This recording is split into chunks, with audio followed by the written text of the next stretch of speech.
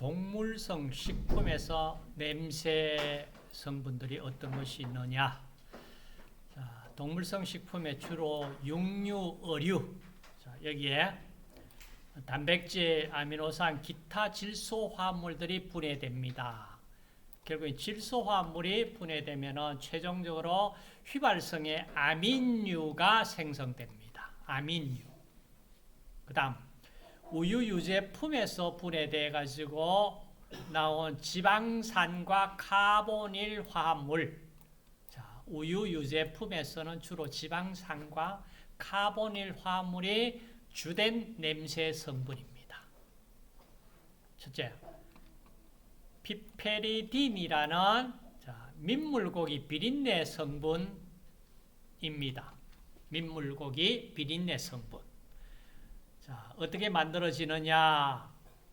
라이신입니다. 자, 아미노산, 라이신 혹은 리신.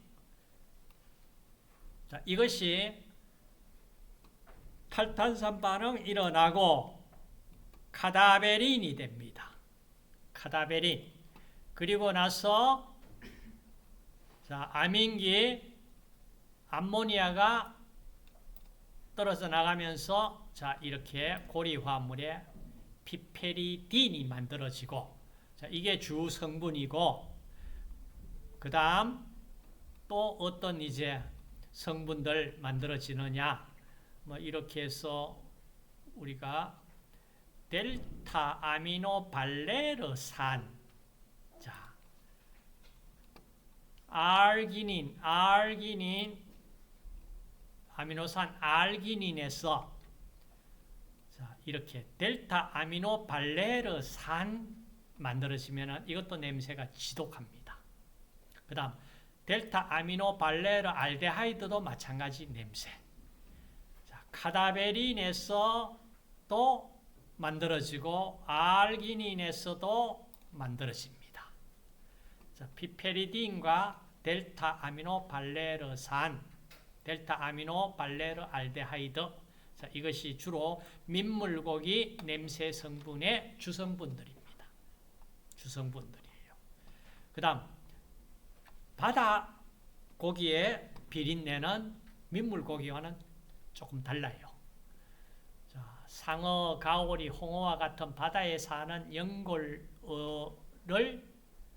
삭히거나 뭐 부패하게 되면은 자극성 암모니아 냄새가 납니다. 자극성 암모니아. 홍어 삭였는 냄새. 그게 암모니아 냄새입니다. 자, 이것은 어디? 트라이메틸아민 옥사이드가 TMAO가 분해돼서 암모니아를 만들어내고, 궁극적으로 자, 트라이메틸아민이 만들어집니다. 이게 바닷물 어류의 비린내 성분입니다. 자, 신선할 때는 이와 같은 상태는 자, 트라이메틸아민 옥사이드 상태일 때는 비린내가 나지 않아요. 근데 이것이 이제 환원 세균에 의해서 트라이메틸아민이 만들어지고 여기에 또 암모니아가 만들어져 가지고 나온다면 굉장히 지독한 냄새가 나죠. 그 다음 요소에 의해서도 암모니아가 만들어져서 냄새가 납니다. 요소나 뭐 요산 이런 쪽에서 연골 어류 주로 비린내 성분 암모니아에 의한 성분이다. 트라이메틸아민 옥사이드 함량이 연골 어류 바다 물고기 연골 바다 물고기의 700에서 한 900mg%. 그러니까 100g에 약 700에서 800mg이 존재할 때 mg%. 민물고기에는 트라이메틸아민 옥사이드 양은 굉장히 극히 적지요. 바다의 경골보다는 연골 바다 물고기에 트라이메틸아민 옥사이드 양이 많습니다. 이것이 환원되면 트라이메틸아민에 의해서 비린내가 아주 심해집니다. 그 다음 자, 휘발성 염기질소 약자로 VBN.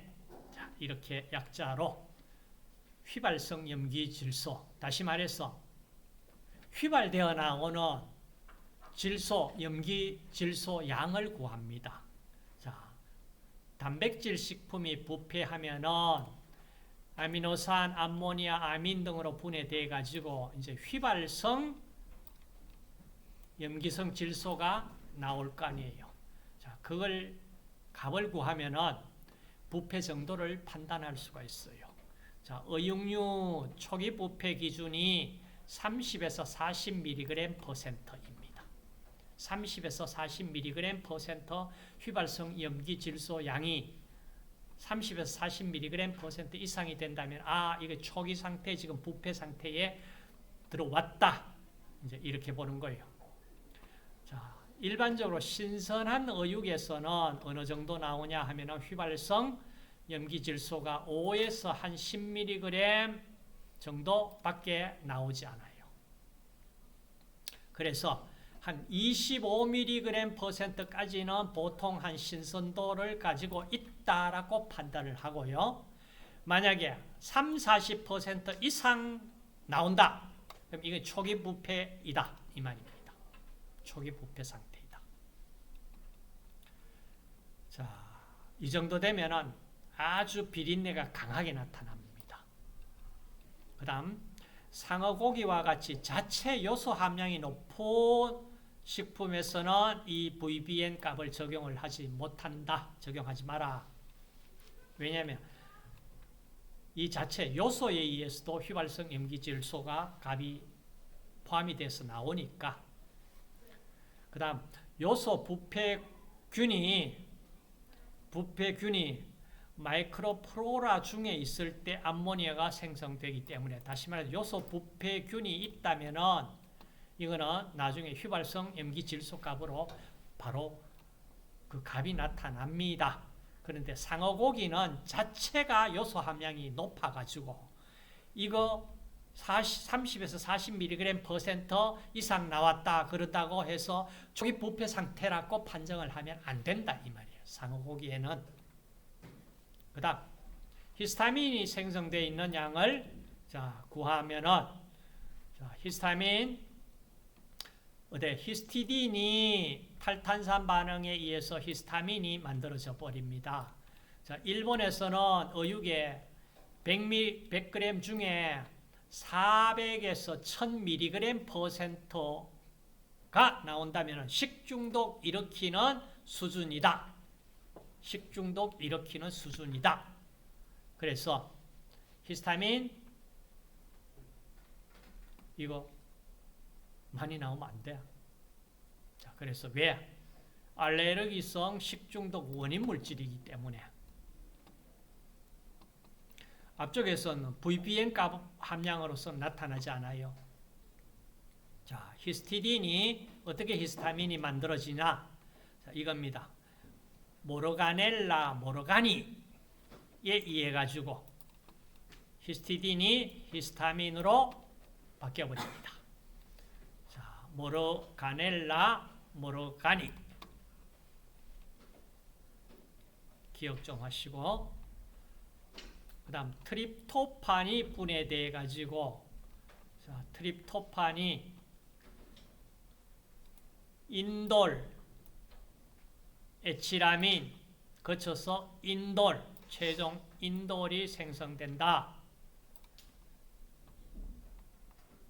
그 다음 K값이라는 값이 부패 이쪽에 자주 등장합니다. 자, 이게 뭐냐 하면 K값 구하는 식을 가지고 설명을 합시다. 자, 최종 이 ATP가요, 어떻게 어디까지 분해되냐? 자, ADP, AMP, IMP, 이노신 모노포스페이트, 감칠맛 나타내는 IMP 거쳐서 이노신은 맛이 없어요. 그 다음 하이포잔틴. 자, 이렇게 최종적으로 여기까지 분해가 되는데, 문제는 자, 이노신과 하이포잔틴, 다시 말해서 여기까지 최종 마지막 두 개 물질 이노신과 하이포잔틴까지 분해된 양 나누기 이거 전체량 됐습니까? 전체량 중에 최종 두 개 물질까지 분해되는 값을 우리가 K값이라고 값을 구했어요. 그러니까 분해가 거의 뭐 끝까지 갔다 이렇게 보잖아. K값이 크면은. 자, 그래서 봅시다. 자, K값을 가지고 우리가 K값이 죽은 직후 의류 신선도가 양호한 것은 K값으로 10% 이하 값이 나와요. 신선합니다. 자, 이제 20% 이하 되면은 회나 초밥용까지는 사용 가능합니다. 40% 찜이나 구이까지 사용됩니다. 만약에 60에서 80% K값이 나온다는 얘기는 초기 부패 상태입니다. 그럼 이때는 회나 뭐 찜이나 구이나 이것도 바람직하지가 않죠. 그렇죠. 그래서 K값을 가지고 이거 어느 정도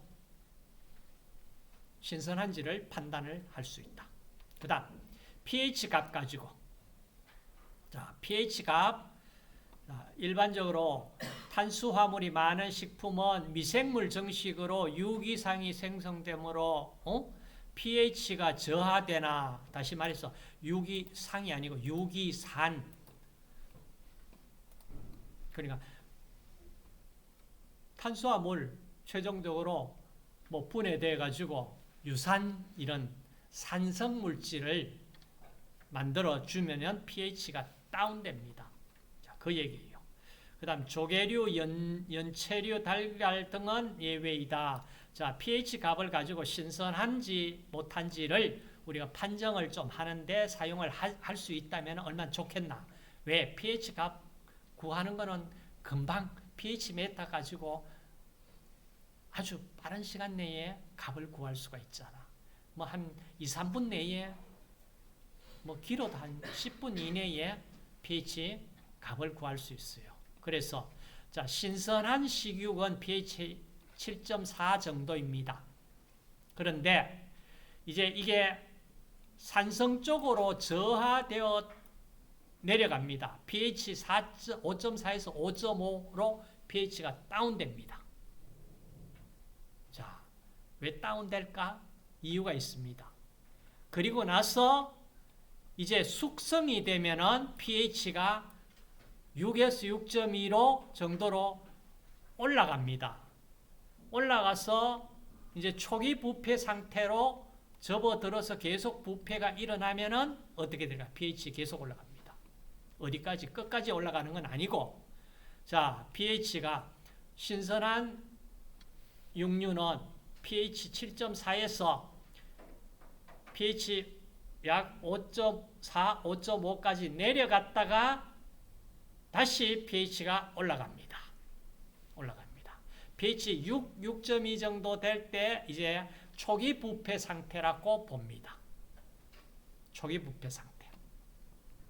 자, 그래서 pH만으로 이 신선도를 판별한다는 것은 약간 좀 무리가 있어요. 다른 데이터하고 같이 쓰세요. 자, 달걀은 부패하면 농후난백이 수양난백으로 변하고 pH가 약 8에서 9까지 올라갑니다. 그래서 품질 검사에 사용하기도 합니다. 그 다음 VRS 자, 뭐 약자냐 하면은 Volatile Reductive Substance 자, Volatile가 휘발성 리덕티브 환원 휘발성 환원 물질 이렇게 이름을 부릅시다. 자, 휘발성 환원 물질을 측정하는데 자, 지시약을 뭘 쓰냐 하면은 메칠렌 브루 이런 산화하는 지시약을 사용을 하면은 신선도 판정을 할 수 있다. 그 다음, 자, 이상의 화학적인 판정으로 냄새를 측정하는 방법 외에도 물리적으로 뭐 식품의 경도, 단단한 정도, 탄성이 있느냐, 점성이 있느냐, 색깔, 전기 저항, 자, 이런 것들 측정해서 초기 부패를 측정하는 품질 관리도 할 수 있습니다. 자, 있는데 요즘 최근에는 텍스처 프로파일 어널리시스 같은 방법으로도 이와 같은 신선한지 그렇지 못한지를 측정할 수가 있다. 다음, 가열한 육류의 냄새 성분. 자, 가열한 육류 냄새가 어디에서 주로 나타날까? 자, 육류의 지금 보시면 가열 육류의 메탄알 알데하이드, 투메칠 프로판 알데하이드, 헥산알 알데하이드, 끝에 알, 에탄알, 부탄알, 알데하이드입니다. 에탄알, 부탄알. 자, 이와 같은 알데하이드기나 그 다음 끝에 온, 그다음에 키톤입니다. 프로파논, 부탄온. 자, 이와 같은 키톤, 케톤류가 알코올은 그래도 냄새가 그렇게 고약하진 않잖아. 근데 알데하이드라든지 뭐 케톤 이런 알코올류, 그 다음 산, 개미산, 포믹 애시드, 아세틱 애시드, 식초, 초산, 프로피오닉 애시드, 부치릭 애시드, 버터 냄새, 시큼한 냄새 나죠? 그의 주성분이 부치릭 애시드. 그 다음 메칠 머캅탄, 황을 포함하고 있잖아. 냄새 고약하죠? 에칠 머캅탄, 다이메칠 설파이드, 하이드로전 설파이드. 자, 이런 황화물. 자, 이런 것들이 주로 냄새의 주성분들입니다. 그 다음, 자, 가열을 하면 식욕을 촉진시키며 냄새, 뭐 향 좋아하는 냄새 나옵니다. 그 다음 또 발암물질로 알려진 헤테로고리 화물, 퓨란, 자, 그 다음 퓨라논 등이 생성된다. 자, 어떻게 생겼느냐? 지금 보시면은, 자, 이런 물질. 가열 조리된 식품에서 발견되는 뭐 몇 가지 냄새 성분을 여기서 지금 기록한 거예요. 자, 이런 피라진도, 뭐 피리딘도, 자, 말톨, 아이소말톨, 사이오펜, 퓨란, 뭐 이런 것들 다 이제 가열 조리하는 과정에서 막 만들어서 나옵니다. 자, 이런 것만 나오면 좋은데 발암 물질도 많이 지금 나오잖아. 그렇죠? 자, 이런 것들 한번 보세요. 많아요. 자, 여러분들 이거 여기서 뭐 이거 외우고 하지 마시고 국제암 유엔사나 국제암연구소에서 IARC라는 데서 발암물질 1군 1급, 그러니까 1군 퍼스트 그룹, 그 다음에 2A, 2B, 그 다음에 그룹 3 이렇게 표현을 했는 데이터가 자료가 매년 연별로 매년 그 연구 보고서가 나옵니다. 거기에 내가 그 자료를 푸드올 밴드에 올려드릴 테니까 거기에서 우리 조리과정 음식으로 우리가 섭취할 위험성이 있는 발암물질들 뭐가 있는지 한번 볼 수 있도록 올려드릴게요. 그 다음 우유, 유제품 냄새 마찬가지. 자, 우유, 유제품. 자, 보시면은 주로 유제품 냄새, 신선한 우유에서는 자, 이런 물질들이 뷰티르산, 아이소뷰티르산, 카프로산, 프로피온산, 그다음 아세트알데하이드, 투헥사날, 그다음 메칠설파이드, 하망. 자, 이런 것들에 신선한 우유에서는 자, 이런 냄새가 나지만은 오래된 우유에서 아주 불쾌한 냄새, 그 물질 바로 이 물질이다. 올소 아미노 아세토펜이라고 그러는 물질. 그다음 연유 분유에서 지방산 가수분해로 델타 데카락톤, 자, 이런 물질. 그다음 버터, 신선한 버터에 신선한 버터에서는 자, 이런 것이 자, 이렇게 나오는데, 만약에 뭐 치즈에서 나는 것들은 자, 이런 물질이다. 에틸 베타 메칠 머캅토 프로피오닉 에시드. 자, 이와 같은 물질들이다. 그다음 가공조리 식품의 냄새 성분. 자, 식품 가공하면은 퓨란, 뭐 파이론, 카보닐, 산, 피롤, 피라친, 옥사졸, 뭐 티아졸과 황, 여러 가지 냄새 만들어집니다. 그러니까 빵, 과자, 스테이크, 볶은 땅콩, 초콜릿, 커피, 볶은 차. 자, 가열 조리에서 달고 향긋한 성분, 좋은 냄새 많이 나옵니다. 빵에 이스트에 존재하는 성분과 당 반응해서 알코올 에스터 형성합니다. 굽는 동안에 자, 여러 가지 화학 반응이 일어나는데 거기에 대표적인 것이 마이알 반응, 그 다음 캐러멜 반응, 마이알 캐러멜 반응. 자, 이 반응 어떤 반응인지 꼭 한번 보시고, 자, 이런 것들에 있어 좋은 냄새인데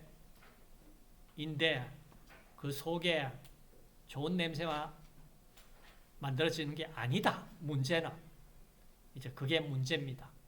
자, 마이알 반응 나왔어요. 자, 마이알 반응 표 11에 10 가공식품 빵에서 자, 냄새 성분 캐러멜, 설탕 등 당류를 가열, 분해, 산화 과정을 거쳐서 냄새 성분이 주로 만들어지는데 퍼프랄, 하이드록시 메칠 퍼프랄, 자, 이런 물질이 만들어진다. 초콜릿, 뭐 코코아 마찬가지 냄새. 삶은 채소에는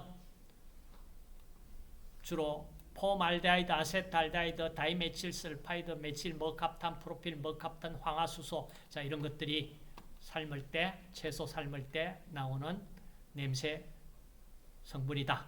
그 다음 커피. 자, 커피 콩을 볶는 과정에서 마이알 반응에 의해서 카보닐 화합물 만들어지고 탄수화물과 단백질 열분해되면서 냄새 성분 만들고, 강하게 볶으면 볶을수록 냄새 성분 다량 생성됩니다. 당연하죠. 자, 탄수화물 열분해서 피라친, 퓨란, 뭐 파이톨, 헤테로고리 화합물, 단백질 열분해서 암모니아, 아민, 메칠, 머캅탄, 다이메칠, 다이설파이드, 자, 이런 것들 다 만들어집니다. 그 다음 밥에서 자, 밥을 짓는 과정에서 식욕을 촉진하는 냄새 성분이 소량만 만들어진다, 생성된다. 자, 묵은 살로 지은 밥이나 쉰밥에서는 특유의 냄새가 발생됩니다. 그게 뭐냐? 쉰밥 냄새 성분 뷰티르산입니다. 버터에서 나는 시큼한 냄새 성분 뷰티르산.